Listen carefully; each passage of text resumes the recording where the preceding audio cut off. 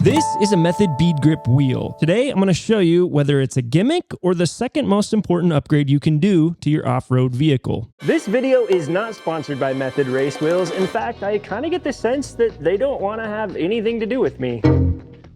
I am only making this video for all of you. Method Race Wheels came up a lot in our public Discord. We have a public Discord where we talk about builds and different people ask questions, and these wheels came up a whole lot this week. I'm gonna keep this super fast paced for you guys. We are going to cover what are Method Bead Crip wheels in the first place, how do they differ from traditional bead lock wheels, do these tiny little grooves actually make a difference, or is this just a big marketing gimmick? We're gonna use the tire machine to smash a tire off of a normal wheel and off of a bead grip wheel. Finally, we're gonna examine some really interesting trail footage. And then the last thing is I've got some details on how to save money when you are trying to get wheels. Okay, so what is bead grip and why could it be important?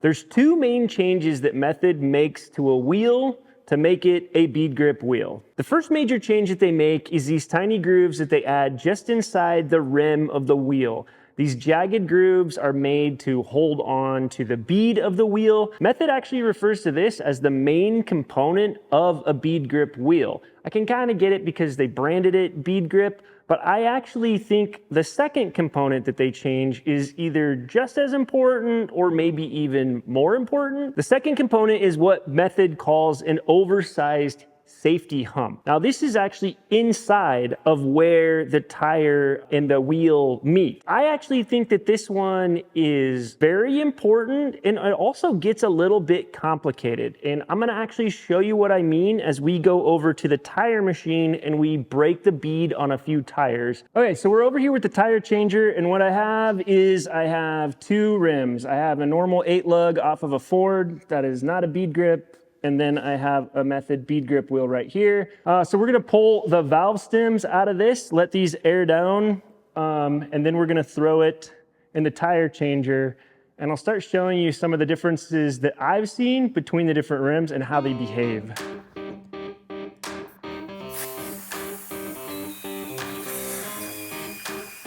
Valve stems out. Let those air down a little bit.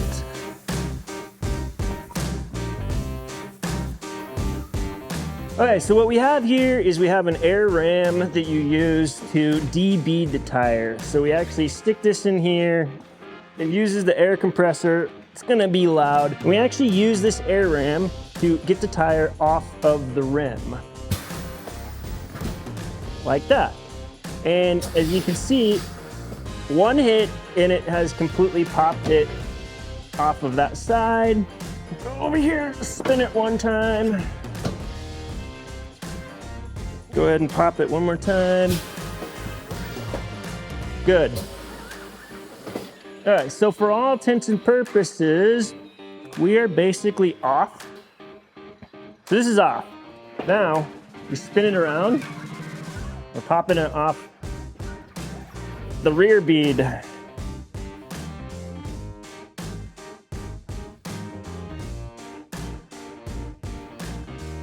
Just for good measure to make sure it's off.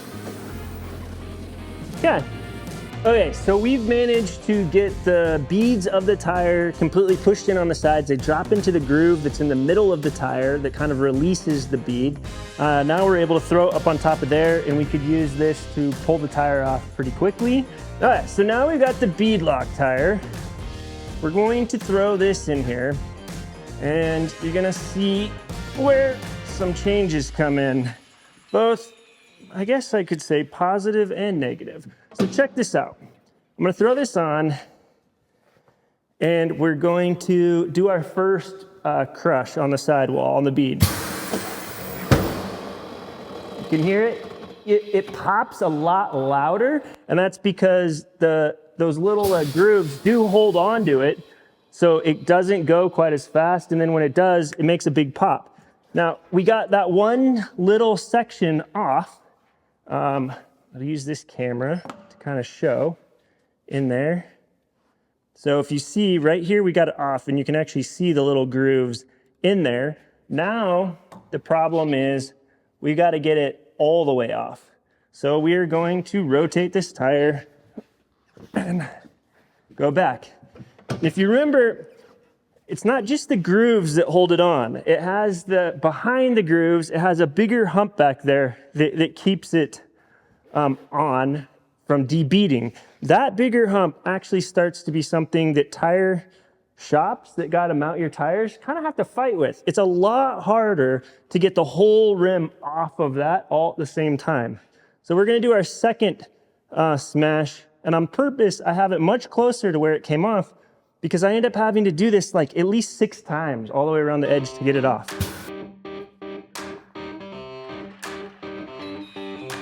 There we go.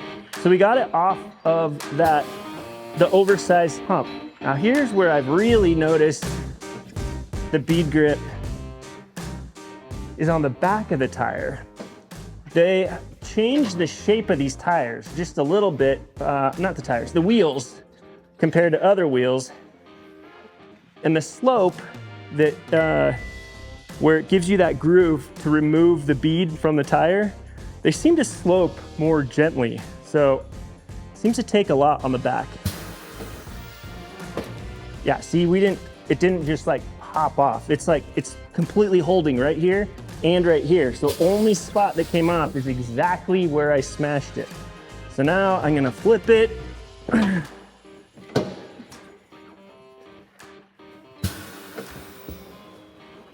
It's not even letting go right now. There, just let go a little bit. We're still not into the groove. So even right here where I punched it off the bead, we still haven't made it into the groove where you can get the tire off easily.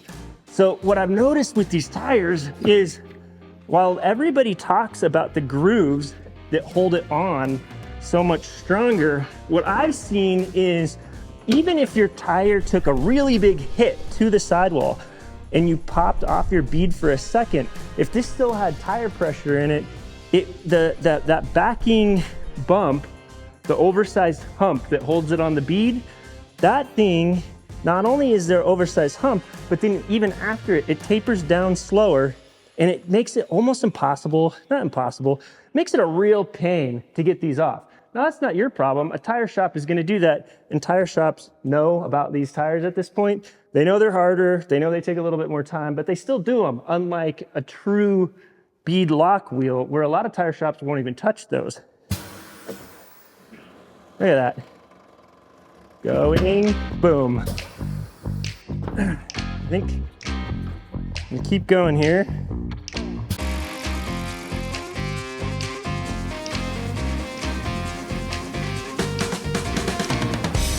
Let's see if we can get this off. Okay, let's talk about these wheels right here now that we've got the tires off of them. This right here is a factory Ford wheel. It's a 17-inch, 17, 8.5. This is a Method, so this is a 17 by 9. So same size, general size. If we look at it, obviously the thing everybody wants to talk about right away is the teeth that are on here. They do work and they do grab very, very well. They're almost like they're sharp. Like if you just keep doing this, you would just sandpaper off all the skin on your finger. So yes, we all know bead grip. Everybody points at the grip, but I actually don't think that that's the most important thing on the tire. If you compare that to this one, it is completely slick here, and it's also completely slick here. So the only thing that's really holding it in place is this little bump. And you can see, if we try to go down low, you can see how small this little ridge is on here. And you can see on the backing one, it has, on the front, it has a little bit bigger ridge, but it is not, it's not very big. The other thing you're gonna notice is this whole section here slopes off pretty fast to get you to the drop center. So now if you look at the Method, this has a lot more aggressive tire shape. Just in general, everything about it is more aggressive. After you have the bead grip, you have your backing humps, I guess you'd call them. These are taller and more distinct than the ones are on here. A lot of times, like when we were showing you, when we use that bead crusher that's pushing the tire off of the bead, we'll be able to push it back and peel that back enough to where we'll start to see the ridges here, and it still won't go over this hump. Whereas with this one, you can do it in 3 spots and you're good.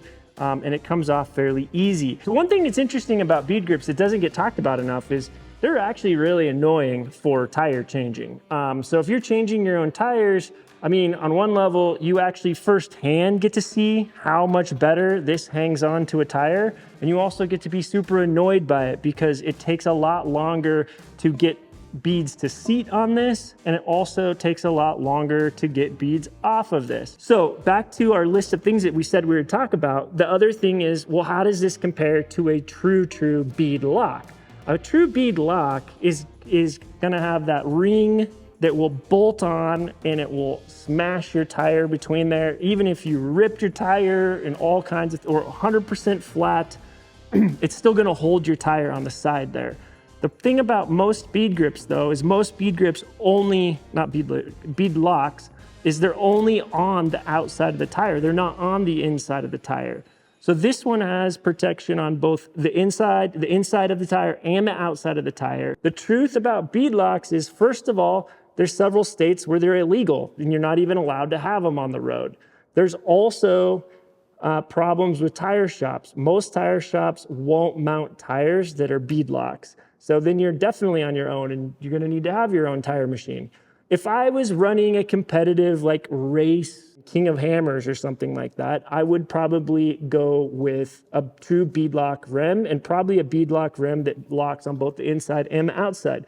But just to understand, if you ruin that tire, it takes you forever to take out all those bolts and all the bolts on the other side to be able to stick a new tire on there. This is a very worthy competitor to a beadlock or alternative to a beadlock, and that's where we can go to some of my experiences that I've had on the trail. I've been off-roading for 24 years, which is kind of hard to believe, but I guess I'm 42 now and somehow that math works out. I started out on a 1981 pickup. It had steelies on it and it was running 35s. We used to snow wheel with it in Idaho way back when you could actually snow wheel up on Bogus Basin Road. You can't do that anymore, but you used to be able to. And I remember we used to pack so much snow between the sidewall and the edge of the tire, the bead, that we would start leaking air like crazy. I've knocked it off the bead multiple times up there, so I'm pretty familiar with how this works. And it really wasn't until December of 2020 was when I got my first set of Method bead grips. And like I said, these guys aren't sponsoring me. In December of 2020, I found these rims and I started using them, and they gave me the confidence to air down farther than I ever have on trails before. When we were in Sand Hollow and Moab last time, we were running between like 6 and 8 PSI. We were running 6 PSI on a Tundra. That's a half-ton truck. That thing's heavy, and we were sliding around and bumping the edges on everything. Never, ever had a problem. And then it gets even crazier when you get into the snow. And that's one of these trips that I went with the orange Land Cruiser. I don't know if you guys have seen this video, but in this video, things got really crazy. Well, gentlemen, it may look nice now, but I'm going to go ahead and call this the impossible snow trail. We're starting out in about 12 to 18 inches of snow. We're going to be at about 5,200 feet. We have 2 separate 3,000-foot climbs to do, and the snow-tail site is reporting about 30 inches of snow up on top. We also have weather incoming. We got a snowstorm that is supposed to dump a bunch more snow on us, and the temperatures are supposed to drop to as low as -12. So on that trip, we actually found ourselves airing down to around 2 to 3 PSI just to get traction, because it was really weird snow. It was this powdery snow that would not pack, so it was just like dust. So we were airing down to try to float on top of it as much as we could.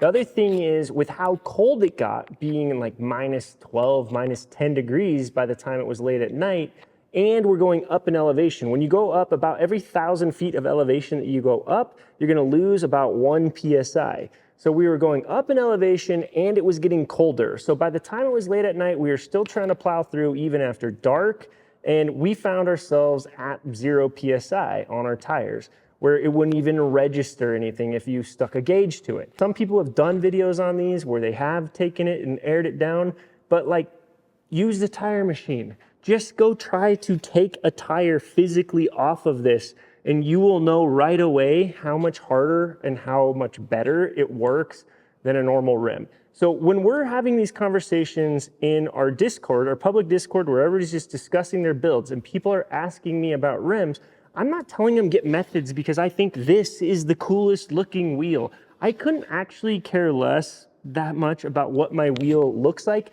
In fact, I have bronze Methods on my Tundra right now because they were doing a closeout sale that just happened to be my size. So I picked them up for like 160 bucks a piece.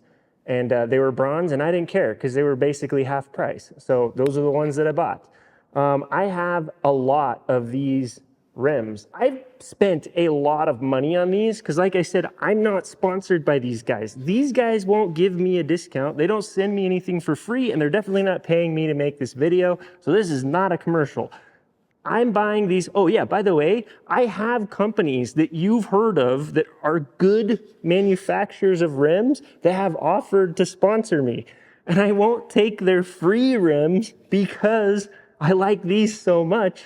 That's how much I like these. I'm paying cash for my own rims when I could be getting them for free, and I'm turning down the free ones, and I'm still buying these. I have figured out how to get a discount on these, however. If you are using OnX, if you go in, they have their premier package, their highest end elite package, and everybody looks at that and they go, oh, that's really expensive. But the deal is, if you happen to need Method rims, if you're an elite partner in OnX, they give you a 25% coupon off of this. You just go into the app, you click onto your elite deals, you go in, you put in your email address, and they will send you one after it verifies that you're actually an elite member. 25% off of a set of these will pay for that elite membership for 2.5 years. So that is one of the best ways to get a discount on these if you can't happen to find the ones that you want on a good sale already. The other option is I always just stock Tire Rack because they have free shipping, and sometimes they're discontinuing a certain color or they have too many of a certain color. And since I'm not picky, I snatch those up. So in the links below, I'll put a link to Tire Rack for where you can stock them for deals. I'm gonna give you a link to OnX where you can go and sign up. I use all their maps in the winter because I can figure out where I'm allowed to go and where snowmobile trails are. I just used them this last weekend to figure out where I could go because we have so many fires in Idaho right now.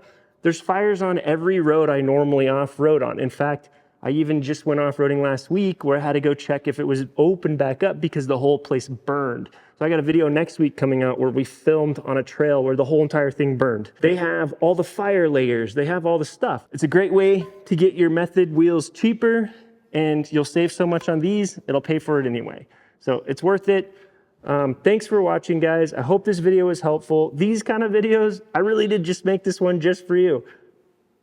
Maybe Method will notice because I made this video. Who knows? We'll see.